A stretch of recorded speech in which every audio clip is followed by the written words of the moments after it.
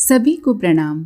आज हम इस वीडियो में जानेंगे कि गुरु की महिमा क्या होती है, सद्गुरु का अनुदान कैसे मिलता है, गुरु तत्व क्या है और ऐसे परिजन जो अपने गुरु को न देख पाए न उनसे दीक्षा ले पाए, उनके लिए परम पूज्य गुरुदेव का क्या आश्वासन है। और वैसे तो गुरु का ऋण कभी नहीं चुकाया जा सकता, पर हम इस दिशा में कुछ प्रयास जरूर कर सकते हैं। तो हम क्या कर सकते हैं, इसी के बारे में बात करेंगे। गुरु को मानवीय चेतना का मर्मज्ञ बताया गया है एवं ये कहा जाता रहा है कि वही एक ऐसी समर्थ सत्ता है जो शिष्य की चेतना में उलट फेर लाने में समर्थ हो पाती हैं। गुरु अपना लक्ष्य शिष्य के अहंकार को बनाता है। डांट या पुचकार से, घटनाक्रमों की अनुभूति से, विभिन्न प्रकार के शिक्षणों द्वारा वह एक समर्पित शिष्य के अहंकार को धोकर, साफ कर शिष्य के मन को, शिष्य के अंतःकरण को निर्मल और पवित्र बना देता है। हमारी संस्कृति में सभी साधना पद्धतियां इसी कारण गुरु के माध्यम से ही संपन्न किए जाने पर सफल होती हैं। आत्मिक प्रगति का क्षेत्र वस्तुतः एक जीवन समर महाभारत के सदृश है। ऊपर उठने का उपक्रम प्रवाह के विरुद्ध है। ऊंचा उठना, गुरुत्वाकर्षण के विरुद्ध चलना एक बहुत बड़ा काम है। इसके लिए एक बड़ी ताकत की जरूरत पड़ती है। समर्थ गुरु से दीक्षा इसीलिए अनिवार्य बताई जाती है।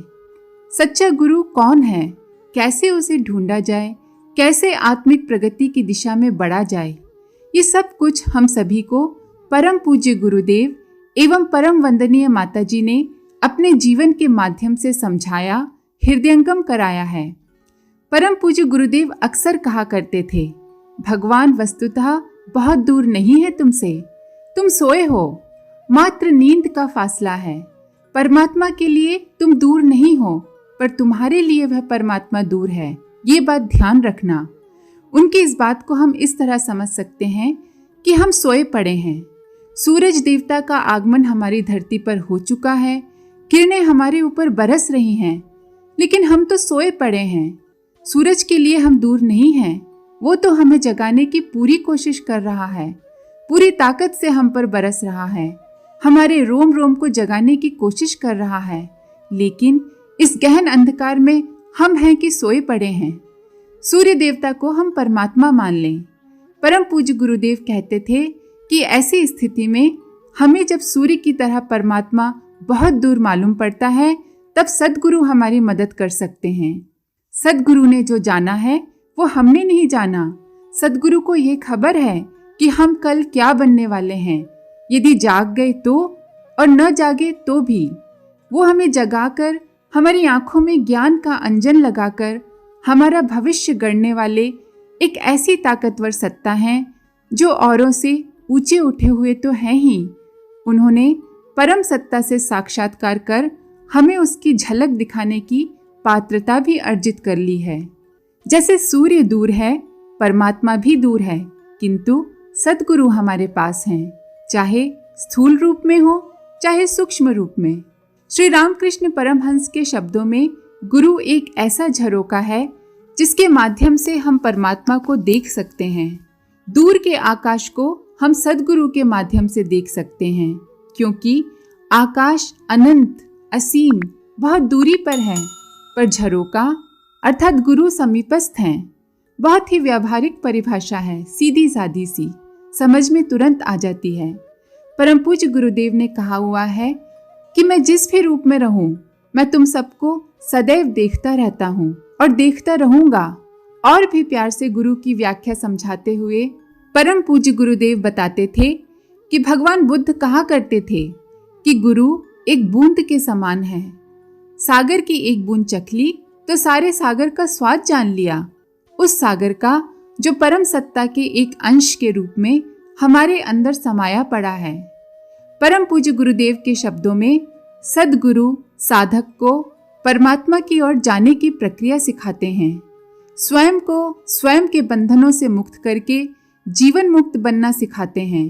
असली सवाल सद्गुरु की पहचान करने और उन पर मिटने की कला सीखने का है। मिटना अर्थात संपूर्ण समर्पण, झुकना, सीखने के लिए अपनी समस्त इच्छाओं को अर्पित कर देना। अब दो बातें महत्वपूर्ण हैं, सद्गुरु की पहचान एवं संपूर्ण समर्पण, उन पर पूरा भरोसा। परम पूज्य गुरुदेव के गुरु अर्थात हमारे दादा गुरु खोजते खोजते उनके द्वार आ पहुंचे एवं 1926 की वसंत वेला में सूक्ष्म शरीर से प्रत्यक्ष बन साक्षात्कार कर दीक्षा दे अपना सब कुछ उन्हें दे दिया। रामकृष्ण परमहंस ने भी नरेंद्र की खोज स्वयं की थी एवं एक संयोग ऐसा बनाया था जिससे वे अपने प्रिय पात्र को देख सकें, उसे बोध करा सकें। सब इतने सौभाग्यशाली नहीं होते। एक कथा है, सूफी फकीर शेख फरीद गुरु की तलाश में थे। एक वृक्ष के नीचे बैठे एक बाबा को देखा तो उनसे बोले, हमें भगवान से मिला दे बाबा। ध्यानस्थ बाबा ने आंखें खोलकर कहा, बेटा भगवान से तो गुरु मिलाता है, गुरु को ढूंढ, पहचान मैं बताता हूँ। इसके बाद साधु बाबा ने कहा, तेरे गुरु एक पहाड़ के समीप एक पेड़ के नीचे बैठे हुए होंगे, चेहरे पर प्रकाश का वलय होगा, आंखों में तेज होगा, शरीर से सुगंध निकल रही होगी। शेख फरीद खोज में निकल पड़े। पाने की अभिलाषा बढ़ती चली गई, उनकी साधना कठोरतम होती चली गई। वापस उसी जगह पर पहुंचे तो देखा पेड़ के नीचे पहाड़ के समीप एक साधु बैठे हैं। चारों ओर प्रकाश का घेरा, आंखों में तेज, भीनी भीनी मदमस्त करने वाली सुगंध। चरणों में लौट गए। साधु ने पीठ पर हाथ रखा। फरीद ने मुंह उठाकर देखा, अरे ये तो वही हैं जिन्होंने गुरु के लक्षण बताए थे, स्थान भी वही है। सोचने लगे, तब मैं पहचान नहीं पाया या उनकी लीला थी। जवाब में गुरु बोले, पहले मेरे पास एक कौतुकी फरीद आया था, अब 20 वर्ष की तपश्चर्या के बाद निखर कर एक समर्पित शिष्य आया है। गुरु केवल और केवल शिष्य को मिलते हैं। शिष्य बनने की प्रक्रिया जैसे ही तुमने पूरी की, हम तुम्हें दिखाई दे गए। संभवतः यही कमी रह जाती है, शिष्यत्व पक नहीं पाता, इसी कारण गुरु को पहचानने में कठिनाई होती है। हमें भी अपने श्रद्धा सुमन ऋषि युग्म के चरणों पर अर्पित करते हुए मात्र एक प्रश्न अपने आप से पूछना चाहिए, कहीं हमारे शिष्यत्व में कोई कमी तो नहीं रह गई? कहीं अभी भी उस युगांतकारी सत्ता की सामर्थ्य में हमें संदेह तो नहीं है? कहीं हमारा समर्पण आधा अधूरा तो नहीं है? इन प्रश्नों का उत्तर यदि हमने खोज लिया तो वर्तमान परिप्रेक्ष्य में एक शिष्य के नाते हमारी गुरु भक्ति और हमारे दायित्व क्या होने चाहिए, इन्हें समझने में तनिक भी कठिनाई नहीं होगी। स्वयं गुरुदेव ने अपने गुरु के प्रति अपने समर्पण के संदर्भ में लिखा है, हमने अपना शरीर, मन, मस्तिष्क, धन, अस्तित्व और अहंकार सब कुछ अपनी मार्गदर्शक सत्ता के हाथों बेच दिया है। हमारा शरीर ही नहीं, अंतरंग भी उनने खरीद लिया है। हमारी अपनी कोई इच्छा शेष नहीं रही। भावनाओं का समस्त उभार उसी अज्ञात शक्ति के नियंत्रण में सौंप दिया है। वो जो ठीक समझे हमारे लिए वही करें। स्वयं पूज्यवर ने बार बार अस्तित्व के इस समर्पण की चर्चा करते हुए अपनी पुस्तक हमारी वसीयत और विरासत में बार बार लिखा है, सद्गुरु को पूर्ण समर्पण घाटे का नहीं, असंख्य गुने लाभ का व्यापार है। हमारी तुच्छता जिनके चरणों में समर्पित हुई है, उनने अपनी महानता हमारे ऊपर उड़ेल दी। हमारे पास जो कुछ प्रत्यक्ष दिखता है उससे 1000 लाख गुना अप्रत्यक्ष छिपा पड़ा है। ये हमारा उपार्जन नहीं है, विशुद्ध रूप से यह उस मार्गदर्शक सत्ता का ही अनुदान है जिसके साथ हमारी आत्मा ने विवाह कर लिया है। समर्पण वस्तुतः किस स्तर का होना चाहिए, ये हम पूज्यवर की लेखनी से दिए गए मार्गदर्शन से समझ सकते हैं। गुरु सत्ता के एवं हमारे संबंध अब के नहीं, जन्म जन्मांतरों के हैं। ये बात भी यदि हम समझ लें तो हमारी सारी भ्रांतियां दूर हो सकती हैं। पूज्यवर ने अपने समय में अगणित व्यक्तियों को प्रत्यक्ष व परोक्ष मार्गदर्शन दिया। पत्रों से भी वे प्रेरणा प्रकाश सतत दिया करते थे। ऐसा ही एक पत्र यहाँ उद्धृत है जो उनने दिल्ली के श्री शिव शंकर गुप्ता जी को लिखा था। पत्र कुछ इस प्रकार था, तुम्हें हम पूर्व जन्मों के अनुरूप इस जन्म में भी अपना छोटा बालक समझते हैं। सांसारिक हलचलों में अभी हम यथासंभव तुम्हारी सहायता करते रहते हैं। आगे तुम्हारी आत्मिक प्रगति में भी भरसक सहयोग करेंगे। मनुष्य के अवतरित होने का लक्ष्य भी तुम्हें इसी जन्म में प्राप्त होगा। जो स्वप्न तुमने देखा वह स्वप्न नहीं, योग तंद्रा की स्थिति थी। हम कभी कभी अपने स्वजनों की देखभाल के लिए सूक्ष्म शरीर से जाया करते हैं। उस दिन तुम्हारे पास भी अपना वात्सल्य प्रकट करने गए थे, सो ही तुमने देखा। शिष्य के असमंजस को दूर कर किस तरह गुरु मार्गदर्शन देते हैं, ये एक नमूना मात्र है। ऐसे हजारों भावाभिषिक्त पत्र गुरुदेव की हस्तलिपि में लिखे रखे हैं, जो उनके अनन्य स्नेह एवं समर्पित शिष्य पर बरसने वाले अनुग्रह अनुदान के परिचायक हैं। सचमुच अपने सामने ही प्रत्यक्ष परोक्ष दोनों रूपों में मार्गदर्शन कर श्री रविशंकर जी को न केवल उन्होंने आत्मबोध करा दिया, आपातकालीन स्थिति में उनकी मदद की, बल्कि उन्हें बंधन मुक्त कर मोक्ष भी प्राप्त करा दिया। निसंदेह ये श्री रविशंकर जी की श्रद्धा और समर्पण का ही परिणाम था। दैनिक नवज्योति के संपादक श्री मोहन राज भंडारी पूज्यवर से शिष्यवत छोटे भाई वाला स्नेह प्राप्त करते रहे हैं।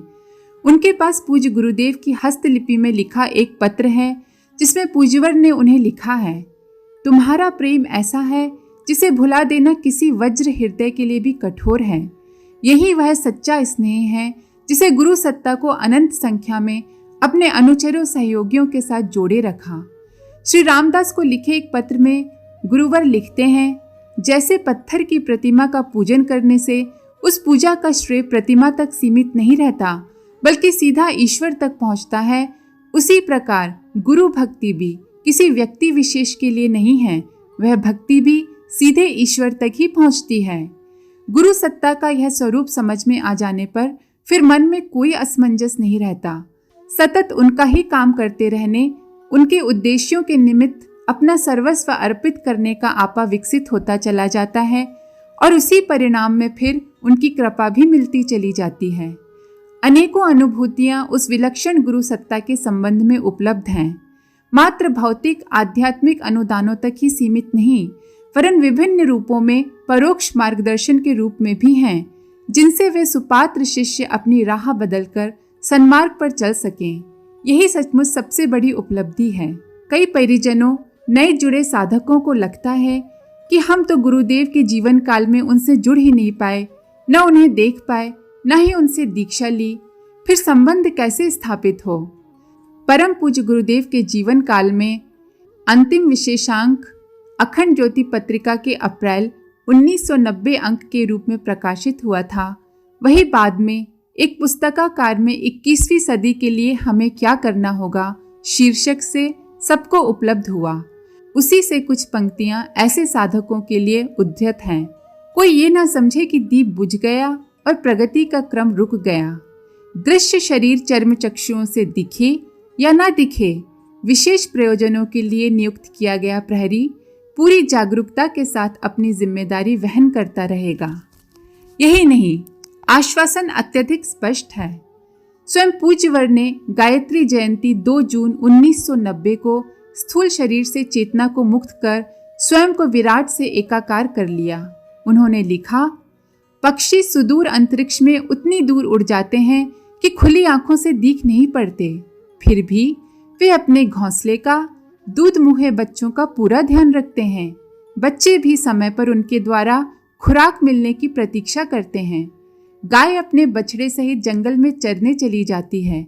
संयोगवश कभी दोनों बिछड़ भी जाते हैं, फिर भी एक दूसरे को ढूंढने और पुकारने में कमी नहीं रहने देते।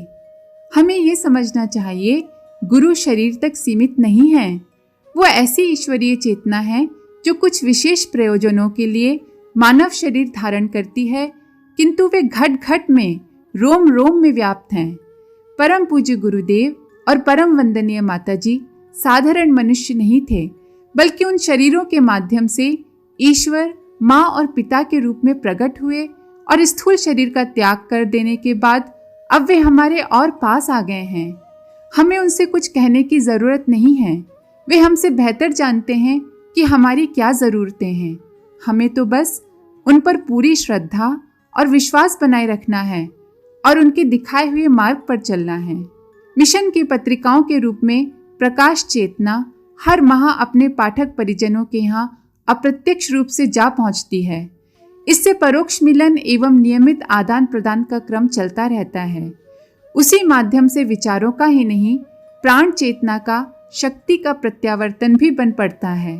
पूज्य वर्ग की सूक्ष्म प्राण चेतना से संपर्क स्थापित करते रहने का सर्वश्रेष्ठ सशक्त माध्यम है गुरुवर का साहित्य, जिसका स्वाध्याय सभी को निरंतर नित्य विलक्षण अनुभूतियां कराता रहता है।